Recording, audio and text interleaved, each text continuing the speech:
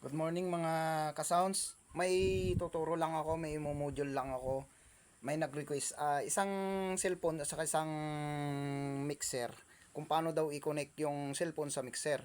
Ito, kuha tayo ng jack cable na muno na yung mataba. Tapos sa dulo niya, ayan, maliit. Stereo jack. Tatlo yan. Yan. I-connect lang natin dito sa cellphone natin.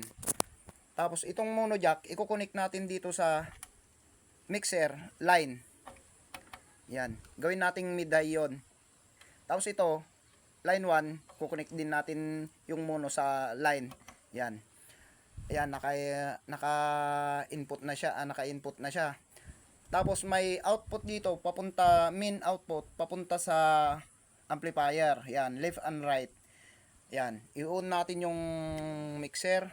Tapos ititis natin na is sounds. Yan. Ito yung ano niya, yung control niya, ito gen. Yan. Kargaan natin media, yan. Tapos ayan na, nagpa-function na siya. Tapos ito yung master volume natin. Yan, master volume. Zero lang natin yan. Makikita nyo diyan yung ilaw LED light niya, magpa-function din yung right kasi yun yung gagawin nating mid-high. Ito, mid-high channel 2. Yan yung gagawin nating mid-high. Papunta sa amplifier na yan. Ito yung control ng volume natin sa sa mid-high. Yan. Si zero natin. Oh. Kikita nyo nagkakarga na. Tapos yung right, yun na yung yung mid-high mo. Oh. Yan, may karga na rin yan. Sa mga baguhan, ito may tuturo ko. Oh, tapos ito yung base. Yan. Zero na din natin yan. Oh, yun. Pareho na silang may karga.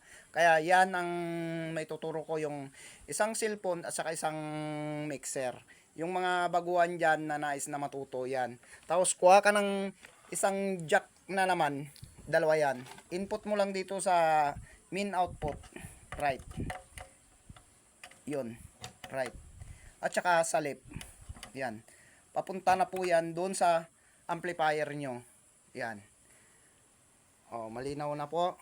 Salamat sa nanonood at saka na-share ko yung kaalaman ko dito sa pag kukunik ng isang cellphone at saka isang mixer. Ayan na. Oh. Thank you very much mga ka-sounds. See you again.